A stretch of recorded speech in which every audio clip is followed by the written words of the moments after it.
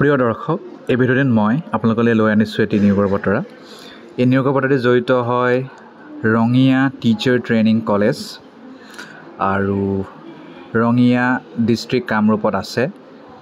গতিকে বিভিন্ন বিষয়ৰ এছিষ্টেণ্ট প্ৰফেচৰ ইয়াত পদ খালী।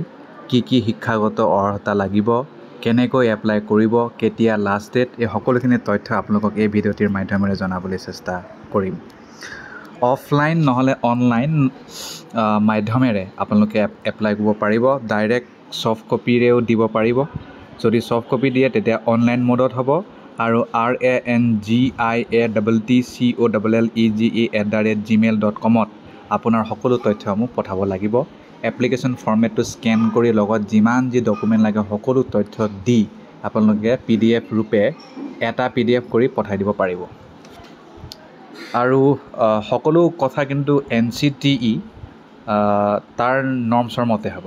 National council for teachers education তেওঁলোকে যি নিয়ম ৰাখিছে সেই নিয়ম পালন কৰিহে আপোনালোকে চাকৰিটো পাব।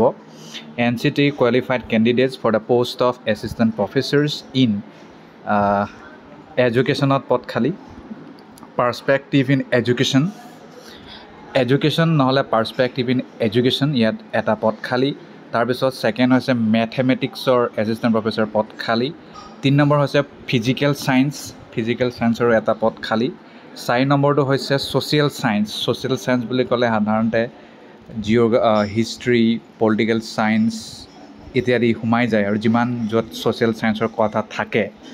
তাৰপিছত আৰ্টৰ এছিষ্টেণ্ট প্ৰফেচৰ পদ খালী। চেলেৰী 30,000+ থাকিব প্ৰতি মাহে, বেলেগো থাকিব।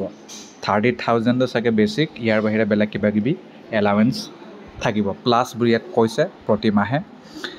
এগেইনষ্ট ৰেগুলাৰ এপইণ্টমেণ্ট, ঠিক আছে।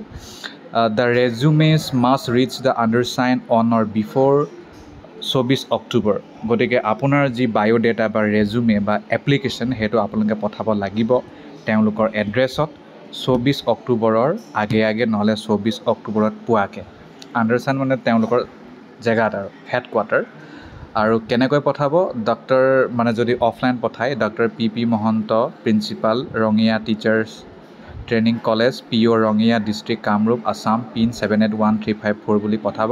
কিবা কাৰণত যদি ফোন কৰি সুধিব বিচাৰিছে 9101765776 ইয়াতো ফোন কৰি আপোনালোকে কথাটো জানিব পাৰিব।